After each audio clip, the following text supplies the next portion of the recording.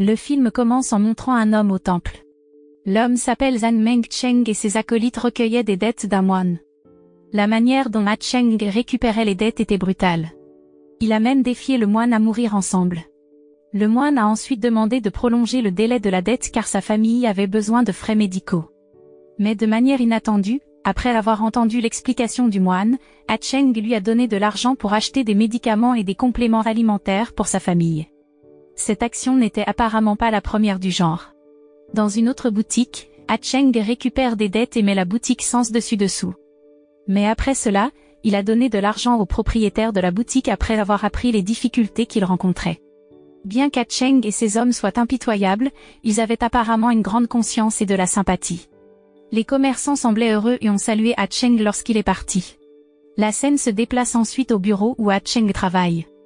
Il travaille pour une femme d'âge moyen appelée Sir Kay. Sir Kay demande pourquoi le dépôt d'Ma Cheng est toujours insuffisant. Il explique que les débiteurs ont de nombreux problèmes, que ce soit la maladie de leur grand-mère ou d'autres circonstances. Sir Kay comprend, même si elle dit qu'il lui donne mal à la tête. Elle lui confie finalement une nouvelle tâche, celle de recouvrer la dette d'un vieil homme hospitalisé. À l'hôpital, Ma Cheng cherche la chambre du vieil homme. En arrivant devant la chambre, il est stupéfait et presque sans voix en faisant face à la fille du vieil homme. La belle-fille s'appelle Hao Ting. Ma Cheng se recentre sur son objectif principal et récupère la dette. Hao Ting répond brièvement, ce qui incite Ma Cheng et ses hommes à les menacer. Après avoir réagi gentiment et signé le contrat de prêt, Ma Cheng a offert des fruits au vieil homme. Il a ensuite donné à Hao Ting un numéro de téléphone et lui a dit d'appeler s'il se passait quelque chose. Apparemment, Ma Cheng n'en est pas resté là. Le lendemain, il a surveillé Hao Ting au travail. Il l'a attendue pour rentrer chez elle après le travail et l'a invitée à manger. À ce moment-là, Ma Cheng a conseillé à Hao Ting d'accompagner les hommes pour gagner de l'argent afin de rembourser la dette de son père. Ma Cheng a continué de dire des choses absurdes pour attirer l'attention de Hao Ting, qu'il ignorait. La scène passe à la vie familiale d'Ma Cheng. Ce matin-là, Ma Cheng s'est réveillé après avoir été réveillé par sa nièce. Il vit avec son frère aîné ainsi qu'avec sa femme et son enfant. Le frère aîné d'Ma Cheng possède un salon de coiffure. Pendant ce temps, la femme de son frère est une femme au foyer qui réprimande constamment Ma Cheng. Son père est chauffeur de bus et se dispute souvent, mais ils se soucient réellement beaucoup les uns des autres. Les efforts d'Ma Cheng pour se rapprocher de Hao Ting ne se sont pas arrêtés cette nuit-là. Il est retourné la voir au travail et a même pris beaucoup de numéros de file d'attente pour pouvoir lui parler. Hao Ting a refusé de voir Ma Cheng et a appelé le manager pour le faire expulser. Voyant le manager tenir l'épaule de Hao Ting, Ma Cheng s'est mis en colère et l'a battu.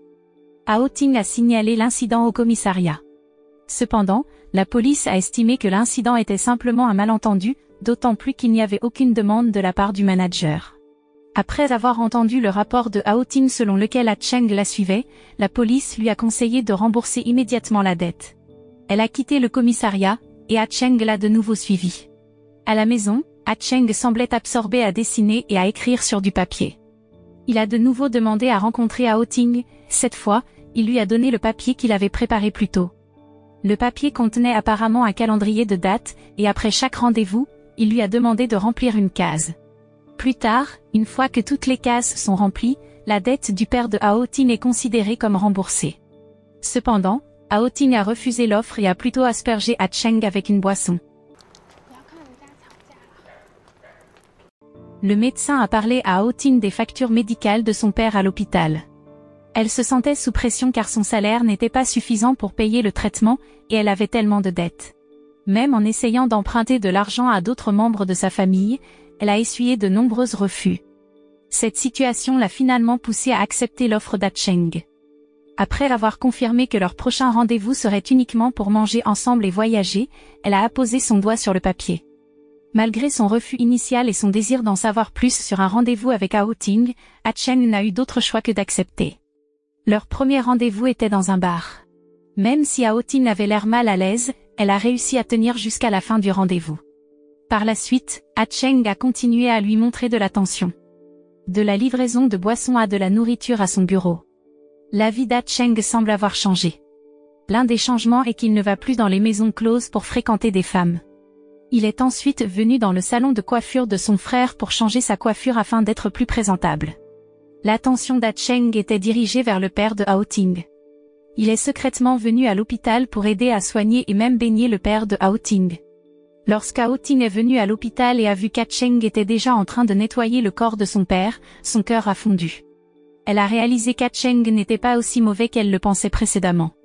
Quelques jours plus tard, Acheng découvre que ces hommes recueillent secrètement des dettes dans un magasin sans qu'il le sache. Il est en colère et aide le propriétaire du magasin à battre ces hommes. Malheureusement, à ce moment-là, Hao Ting passait par là et a vu l'agitation dans le magasin.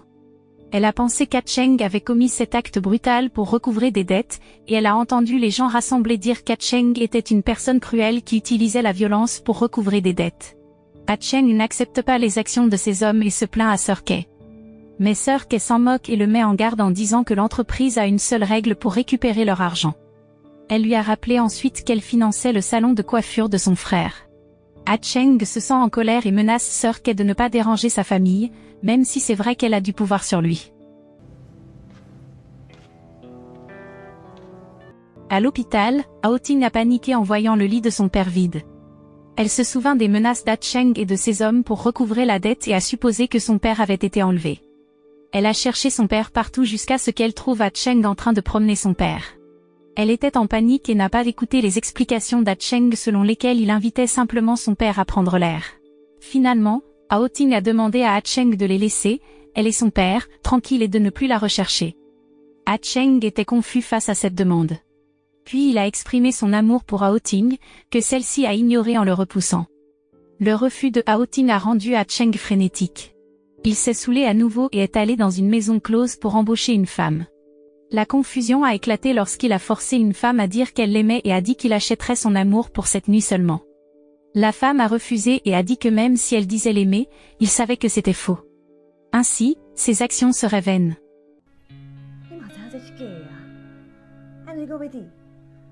Acheng se sentait de plus en plus désespéré et est retourné à l'hôpital. En entrant dans l'infirmerie, il a été stupéfait de voir que le lit du père de Hao Ting était vide. Apparemment, cette nuit-là, le père de Hao Ting est décédé. Hao Ting était triste lors des funérailles de son père car aucun parent n'est venu aux obsèques. Acheng a l'intention d'aider en louant une pièce pour prier pour le père de Hao Ting et en demandant à tous ces hommes de venir en deuil. De plus, le propriétaire de la boutique que Hao Ting avait précédemment vue est même venu. Elle se demandait pourquoi le propriétaire de la boutique était venu rendre visite à la demande d'Acheng après avoir détruit la boutique. Le propriétaire de la boutique a ensuite expliqué qu'Acheng n'avait pas causé de dommages dans sa boutique ni n'avait battu quelqu'un, mais quelqu'un d'autre l'avait fait. Il est même venu pour aider. L'explication a fait se sentir coupable à Hao Ting, et elle est venue remercier Acheng. Après cet incident, la relation entre Hao Ting et Acheng s'est à nouveau améliorée. Un jour, Hao Ting a appelé Acheng, et ils ont discuté. Elle a ensuite exprimé son amour pour lui et l'a même embrassé. La journée s'est écoulée jusqu'à une nuit où, ensemble, Hao Ting a dit à Acheng qu'elle envisageait de commencer une entreprise de boissons, mais même si les préparatifs étaient bien faits, elle n'avait pas l'argent pour commencer. Le lendemain, Acheng et ses hommes se sont encore battus en collectant des dettes. Acheng a été poignardé et battu sévèrement. Apparemment, c'était le 99e jour de relation entre Acheng et Hao Ting. Hao Ting avait attendu Acheng pour célébrer ensemble. Mais quand Acheng est venu, il était couvert de sang. Alors qu'il était soigné par Hao Ting, il a exprimé son désir de ne plus être un collecteur de dettes et de commencer une entreprise de boissons avec elle. Le lendemain, Acheng a réellement parlé à Sir Kay de son plan. Après ne plus travailler comme collecteur de dettes, Acheng est confus sur la façon de trouver de l'argent lorsqu'il entend qu'il y a une boutique qui peut être louée. L'emplacement de la boutique serait parfait pour lui permettre de commencer une entreprise de boissons avec Hao Ting. Finalement, Acheng est retourné voir Sir Kay, et elle lui a proposé de se joindre à l'entreprise. Acheng a dû abandonner tout l'argent qu'il avait. Il a promis d'acheter une boutique à Hao Ting pour qu'elle puisse démarrer une entreprise. Hao Ting est heureuse, et Acheng explique qu'il obtiendra de l'argent grâce à l'entreprise qu'il gère et à une prime de départ de l'entreprise. Il prévoit même de l'épouser après que leur entreprise se soit bien déroulée. Les jours suivants, Acheng a pris tout son argent et les économies de Hao Ting pour aller dans un casino. Apparemment, Sir Kay est une déesse des jeux de hasard et pariera tout l'argent d'Acheng aux jeux de hasard. D'un autre côté, Hao Ting a rencontré le propriétaire de la boutique pour signer le bail. Elle était inquiète car Acheng n'est pas venu avec l'argent non plus. De l'autre côté du casino, Sir Kay remporte tous les jeux. Juste quand Ah Cheng était sûr que tout se passait bien, soudain un groupe de voleurs est arrivé et a pris tout leur argent. Sir Kay s'est enfui lorsqu'Ah Cheng a été battu. Il s'avère que le voleur est en réalité un subordonné de Sir Kay. Ce fait a pris Ah Cheng au dépourvu, le rendant vulnérable à une attaque par derrière et à sa chute. Ah Cheng arrive devant Hao Ting, couvert de sang. Elle lui demande où est leur argent, et il répond que tout leur argent a été perdu à cause de perte de jeu. Les paroles d'Ah Cheng deviennent plus dures lorsqu'il dit qu'il ne l'a utilisé que pour rembourser ses dettes tout ce temps.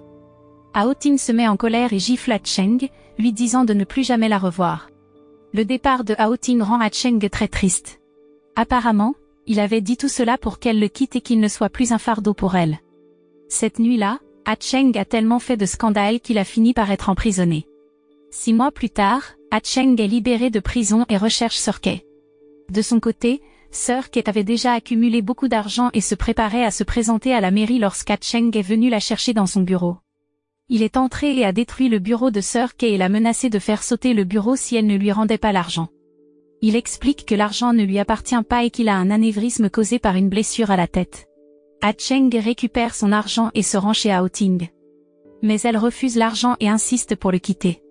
Ah Cheng, qui a tenté de retenir Hao Ting, a été giflé, ce qui a provoqué la réapparition de l'anévrisme. Il a ressenti une douleur atroce et s'est appuyé sur l'épaule de Hao Ting, mais il a été poussé au sol. Après son retour à la maison, Ah Cheng a reçu d'autres nouvelles. Son père a fait une dépression mentale après son départ. À son frère aîné, Ah Cheng a dit qu'il quitterait la maison pour ne pas les déranger tous. Avant de partir, Ah Cheng a suivi Hao Ting, dînant avec ses amis. Il a pleuré de loin en voyant Hao Ting, qui avait l'air heureuse. Puis il s'est éloigné. Mais au milieu de la route, Ah Cheng a soudainement eu une hémorragie nasale sévère jusqu'à ce qu'il finisse par s'évanouir. Il est allé à l'hôpital, mais il a continué à essayer de partir. À une infirmière, il a demandé qui l'avait amené à l'hôpital, et l'infirmière a répondu, Hao Ting Wu. La scène est revenue à la nuit précédente lorsqu'Hao Ting avait vu Ah Cheng la regarder de loin. Elle a suivi Ah Cheng, qui s'éloignait lorsque soudainement il est tombé inconscient. Elle l'a emmené à l'hôpital. Mais quand Hao Ting est retourné à l'hôpital, Ah Cheng était apparemment parti. Elle l'a poursuivi, et une scène de flashback dans la mémoire de Hao Ting a montré qu'elle savait déjà pour la maladie d'Ah Cheng, et elle regrettait ce qu'elle lui avait fait. Hao Ting est arrivée à la gare routière quand elle a vu Ah Cheng. Elle l'a serré dans ses bras, lui qui pleurait en souriant. Elle l'a ensuite ramené chez elle. Hao Ting prend soin d'Ah Cheng malade à la maison. Elle l'a ensuite emmené à l'hôpital pour le traitement. Apparemment, Ah Cheng a dû être hospitalisé, et Hao Ting a continué à l'accompagner fidèlement. Un jour, Hao Ting a diverti Ah Cheng en lui lisant un livre sur le toit de l'hôpital. Ah Cheng, qui semble déjà gravement malade, révèle ses sentiments pour Hao Ting et comment il l'a aimé depuis leur première rencontre.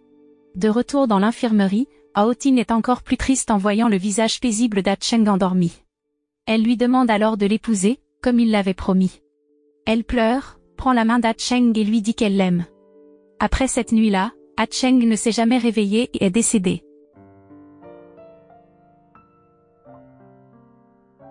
Le jour de ses funérailles, tout le monde se sentait perdu, y compris le père d'Ah Cheng, qui se souvenait des paroles d'Ah Cheng lui demandant d'être un père pour Hao Ting. Le père d'Ah Cheng a regardé Hao Ting, souriant tristement avant de monter dans la voiture. Le film se termine lorsqu'Hao Ting invite le père d'Ah Cheng à dîner ensemble pour le nouvel an. Il a demandé où était Ah Cheng, et Hao Ting lui a demandé d'être patient, en attendant qu'Ah Cheng revienne. Chez lui, le frère aîné d'Ah Cheng reçoit un cadeau qu'Ah Cheng avait préparé avant de mourir. Il pleure en se remémorant la gentillesse et l'attention d'Ah Cheng. Dans le bus, Hao Ting rentrait chez elle en pleurant seule. La leçon que l'on peut tirer de ce film est de ne pas juger quelqu'un de manière négative, même si la personne semble vile, comme un collecteur de dettes.